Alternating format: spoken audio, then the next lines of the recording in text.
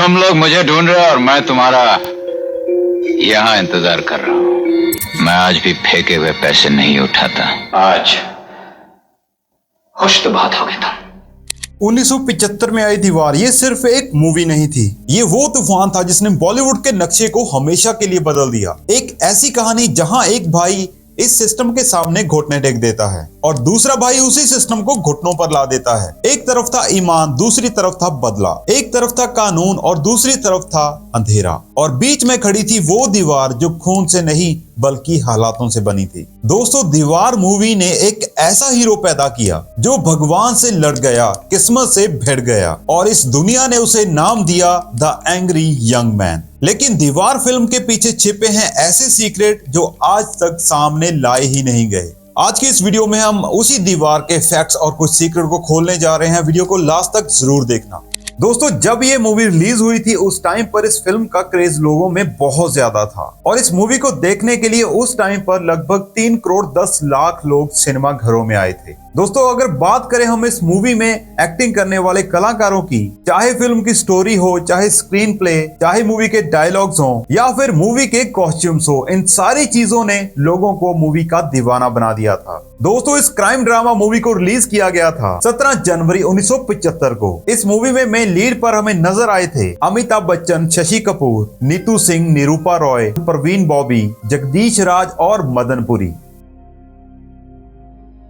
दोस्तों, इस मूवी को डायरेक्ट किया था लेजेंडरी डायरेक्टर यश चोपड़ा ने और साल 1975 में आई मूवी दीवार अमिताभ बच्चन के साथ यश चोपड़ा की फर्स्ट मूवी थी। दोस्तों, इस मूवी की स्टोरी और स्क्रीन पे लिखा था उस टाइम के जाने माने राइटर सलीम और जावेद की जोड़ी ने। तो चलिए अब बात करते हैं इस मूवी से जुड़े हुए बहुत से इंटरेस्टिंग और अननोन फैक्ट्स के बारे में।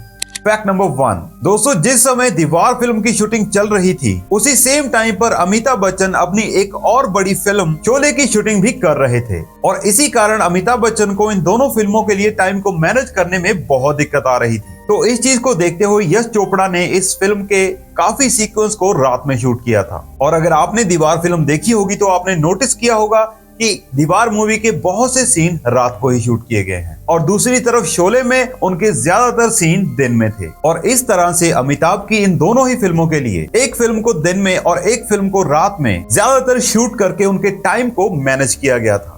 Fact number 2।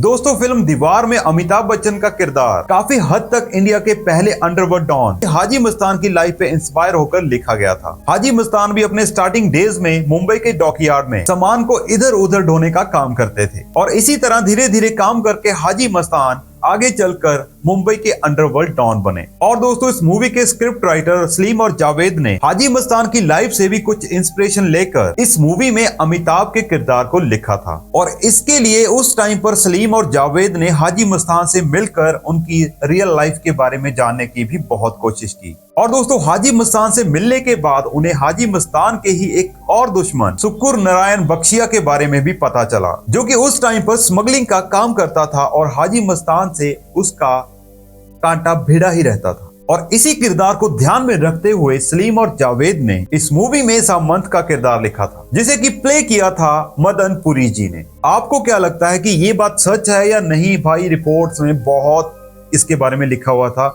बाकी आप बता ही दोगे। Fact number 3। दोस्तों, आपने देखा होगा कि अमिताभ बच्चन का इस मूवी में एक आइकॉनिक लुक है जहां पर वो हमें एक ब्लू कलर की शर्ट और खाकी कलर की पैंट, कंधे पर रस्सी और अपनी बाजू पर 786 का बिल्ला पहने हुए दिखाई देते हैं और उनकी शर्ट के नीचे एक गांठ बंधी होती है। एक्चुअली दोस्तों, फिल्म की स्टार्टिंग में ऐसा कोई भी प्लान नहीं था कि अमिताभ की शर्ट में ऐसे गांठ बांधनी है, लेकिन अमिताभ बच्चन के कपड़ों को डिजाइन करने वाले टेलर ने उनकी शर्ट की लंबाई बहुत ज्यादा कर दी थी, जिसको ऐसे ही अमिताभ बच्चन ने कपड़े ट्राई करते वक्त गांठ मारकर यश चोपड़ा को दिखाया और यश चोपड़ा को अमिताभ का ये स्टाइल काफी पसंद आया और इसी वजह से इसको फिल्म के अंदर एज इट इज रखा गया था। Fact number 4। दोस्तों, मुंबई डॉकयार्ड पर फिल्माया एक गाना इधर का माल उधर में पहले देवन वर्मा का भी एक कैमियो अपीयरेंस रखा गया था, लेकिन बाद में फिल्म की फाइनल में इस सीन को हटा दिया गया। फैक्ट नंबर 5 दोस्तों, स्टार्टिंग में फिल्म की स्क्रिप्ट में कोई भी गाना ऐड नहीं किया गया था और पहले इस फिल्म को बिना सॉन्ग्स के बनाया जाना था। लेकिन बाद में यश चोपड़ा ने सोचा कि बिना गानों के ये फिल्म दर्शकों को शायद पसंद ही ना आए और इसी वजह से बाद में जहां जहां पर पॉसिबल था गानों को ऐड कर दिया गया। और दोस्तों, इस मूवी में दिखाई गई कव्वाली जिसे कि अरुणा ईरानी के ऊपर फिल्माया गया था, इस कव्वाली को फिल्म की सारी शूटिंग कंप्लीट हो जाने के बाद बीच में ऐड कर दिया गया था। फैक्ट नंबर 6 दोस्तों, सलीम और जावेद की जोड़ी द्वारा लिखी 1973 में आई फिल्म जंजीर ने अमिताभ बच्चन को एंग्री यंग मैन का टैग दिया था और पूरे 70s में अमिताभ बच्चन ने ऐसी ही बैक टू बैक बहुत सारी एक्शन मूवीज में काम किया था, जिनमें से उनकी फिल्म दीवार ने उनके स्टारडम को एक अलग ही स्तर पर पहुंचा दिया था, मतलब कि एक स्टेप और अप कर दिया था। साल 1973 में जंजीर की अपार सफलता के बाद सलीम और जावेद की जोड़ी ने बहुत सारी हिट फिल्मों की स्क्रिप्ट लिखी थी, लेकिन इनमें से बहुत सी फिल्मों की स्क्रिप्ट को वो अमिताभ बच्चन को ही ध्यान में रखकर लिखते थे। और दोस्तों, स्पेशली उन फिल्मों में सिर्फ अमिताभ बच्चन के अलावा उस फिल्म में और कोई भी एक्टर होता ही नहीं था। और ऐसा ही कुछ फिल्म दीवार में भी हुआ था, जिसमें उन्होंने अमिताभ बच्चन का किरदार सिर्फ अमिताभ बच्चन को ही देखकर लिखा था। दोस्तों, कहा जाता है कि फिल्म दीवार की स्क्रिप्ट काफी हद तक साल 1961 में आई दिलीप कुमार की मूवी गंगा जमुना से इंस्पायर थी, जिसकी स्टोरी भी दिलीप कुमार ने ही लिखी थी। और फिल्म में दिलीप कुमार और उनके ब्रदर नासिर खान भी नजर आए थे, जिसमें कि ऐसे ही दो भाइयों के बीच में तकरार दिखाई गई है। इसके अलावा सलीम जावेद ने फिल्म दीवार की स्क्रिप्ट की इंस्पिरेशन मदर इंडिया मूवी से भी ली थी और इस चीज के बारे में तो उन्होंने अपनी एक इंटरव्यू में भी बता रखा है। बस फिल्म दीवार की स्क्रिप्ट को 70s के लोगों को ध्यान में रखते हुए लिखा गया था। फैक्ट नंबर 7 इस मूवी में अमिताभ बच्चन के छोटे भाई के किरदार में सलीम और जावेद की फर्स्ट चॉइस शत्रुघ्न सिन्हा थे और सलीम जावेद ने सबसे पहले इस फिल्म की स्क्रिप्ट अमिताभ बच्चन को ही सुनाई थी, जो कि उस टाइम पर यश चोपड़ा के साथ उनके प्रोडक्शन की एक और फिल्म गर्जस में काम कर रहे थे, जिसको कि यश चोपड़ा के एडिटर प्राण मेहरा डायरेक्ट करने वाले थे। और इस मूवी में अमिताभ बच्चन के साथ परवीन बॉबी और नीतू सिंह भी नजर आने वाले थे। लेकिन दोस्तों, प्राण मेहरा अचानक ही समाप्त हो जाने के कारण ये फिल्म बीच में ही रुक गई थी और उसी टाइम पर अमिताभ बच्चन ने यश चोपड़ा को फिल्म दीवार की स्क्रिप्ट के बारे में बताया। हालांकि स्टार्टिंग में यश चोपड़ा को ये स्क्रिप्ट पसंद नहीं आ रही थी। एक्चुअली दोस्तों, इससे पहले साल 1973 में यश चोपड़ा के द्वारा डायरेक्ट की गई फिल्म जोशीला बॉक्स ऑफिस पर उतना कमाल नहीं दिखा पाई थी और यश चोपड़ा को ये डर था कि ये फिल्म भी कहीं पिछली फिल्म की तरह पिट ना जाए। लेकिन जब बाद में सलीम और जावेद ने यश चोपड़ा को इस फिल्म की स्क्रिप्ट सुनाई, तब जाकर यश चोपड़ा इस मूवी को डायरेक्ट करने के लिए रेडी हुए। फैक्ट नंबर 8 दोस्तों, इस मूवी में शशि कपूर अमिताभ बच्चन के छोटे भाई बने थे, लेकिन अगर रियलिटी की बात करें तो शशि कपूर अमिताभ बच्चन से 4 साल बड़े हैं। और दोस्तों, मूवी दीवार में अमिताभ बच्चन और शशि कपूर की जोड़ी को लोगों ने बहुत पसंद किया था और इस मूवी को मिले इतने अच्छे रिस्पांस को देखते हुए आगे चलकर यश चोपड़ा ने शशि कपूर और अमिताभ बच्चन के साथ बैक टू बैक 5 फिल्में बनाई थी। उन फिल्मों में थी 1975 में आई दीवार, साल 1976 में आई मूवी कभी कभी, साल 1978 में आई फिल्म त्रिशूल, साल 1979 में आई काला पत्थर और साल 1981 में आई फिल्म सिलसिला। फैक्ट नंबर 9 दोस्तों, अब अगर हम बात करें फिल्म की शूटिंग लोकेशंस की, तो इस मूवी में हमें बहुत बड़ा मंदिर दिखाया जाता है। दोस्तों, मूवी में दिखे इस मंदिर की शूटिंग उल्लासनगर महाराष्ट्र के बिरला मंदिर में की गई थी। इसके अलावा मूवी का ये सीन मरीन ड्राइव मुंबई में शूट किया गया था और जिस सीन में अमिताभ बच्चन सामान ढोने का काम करते हैं, इस सीन को मुंबई डॉक यार्ड में फिल्माया गया था। इसके अलावा दोस्तों, फिल्म में दिखाया गया होटल वाला ये सीन ओबराय होटल में शूट किया गया था और इस मूवी में हमें अमिताभ बच्चन का एक बहुत ही फेमस फाइट सीन भी देखने को मिलता है। इस सीन को राजकमल स्टूडियो मुंबई में शूट किया गया था।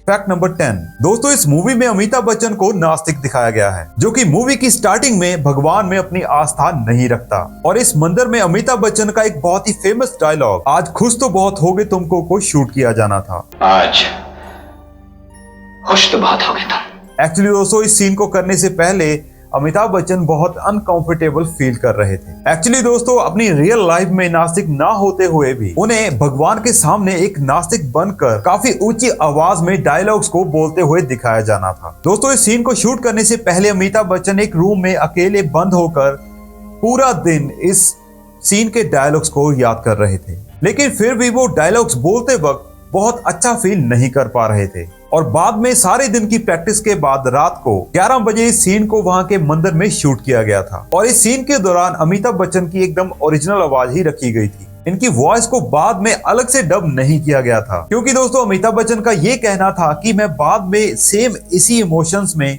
डबिंग नहीं कर पाऊंगा। और इसीलिए अगर आप इन डायलॉग्स को ध्यान से सुनोगे तो आपको, जैसे मैं आपको बताता, इसको बोलते हैं टेक्निकली लैंग्वेज में क्या बोलते हैं एडिशनल आवाज आती है ना, जो कैमरे के इनबिल्ट में होती है ना, जो माइक लगा होता है उसी से रिकॉर्ड की हुई ये आवाज है, तभी आपको ये सारी फिल्म से कुछ डिफरेंट साउंड करती होगी।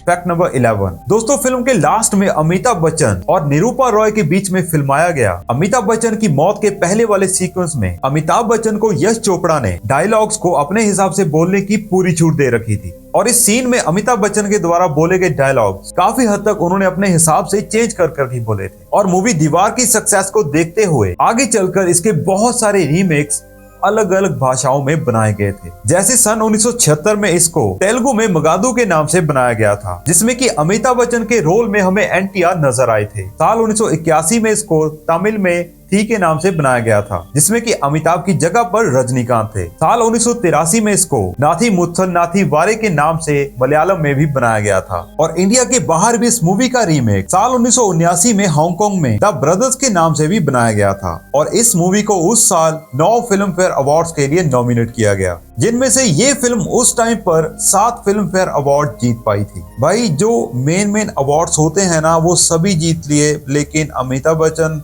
बेस्ट एक्टर का अवार्ड नहीं जीत पाए थे। और बेस्ट एक्टर का अवार्ड संजीव कुमार की उस समय आई आंधी मूवी के लिए दिया गया था।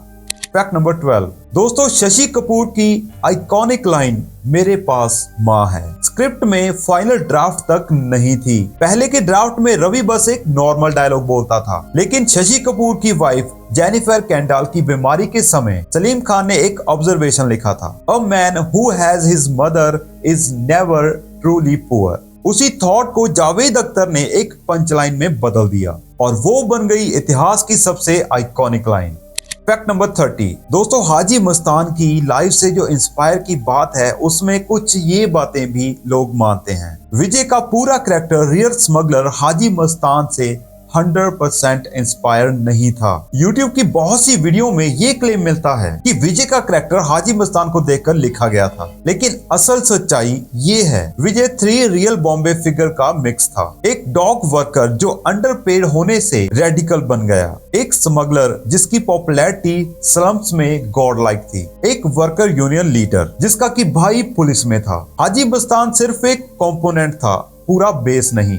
फैक्ट नंबर 40 दोस्तों, शशि कपूर ने अपने इस रोल के लिए मुंबई के रियल पुलिस स्टेशन में विजिट किया था। उन्होंने 3 दिन तक मुंबई के रियल कांस्टेबल से बात की, उनकी रियल वर्बल टोन और बॉडी लैंग्वेज सीखी। इसलिए रवि का कैरेक्टर पुलिस लाइक नहीं, बल्कि एक रियल मिडिल क्लास पुलिस जैसा लगता है। दोस्तों, ये डिटेल रियली शेयर्ड है, क्योंकि ये ऑफिशियल प्रोडक्शन नोट में भी नहीं थी। ये बात क्रू इंटरव्यू से आती है। फैक्ट नंबर 50 अब बात करते हैं इस मूवी के बजट और इसके बॉक्स ऑफिस कलेक्शन की। तो दोस्तों, इस मूवी का बजट रखा गया था 1 करोड़ 30 लाख रुपए, और इस मूवी ने इंडिया में कलेक्शन किया था 4 करोड़ 25 लाख रुपए, और वर्ल्ड वाइड इस मूवी ने कलेक्शन किया था लगभग 7 करोड़ 50 लाख रुपए। और ये मूवी उस टाइम पर एक सुपरहिट मूवी साबित हुई थी, और साल 1975 में ये बॉक्स ऑफिस पर सबसे ज्यादा पैसे कमाने वाली फिल्मों में से चौथे नंबर पर थी। तो चलिए दोस्तों, ये तो था आज का वीडियो। आपको कैसा लगा नीचे कमेंट करके जरूर बताना, और दीवार मूवी का सबसे बेस्ट डायलॉग आपका कौन सा है, और आपको दीवार मूवी कैसी लगी थी ये भी नीचे कमेंट जरूर करना। और अगर आपको हमारी ये मेहनत पसंद आई तो भाई हमारी वीडियो को लाइक करके ना चैनल को सब्सक्राइब पक्का करके जाना। बाय बाय, मिलते हैं किसी और वीडियो में।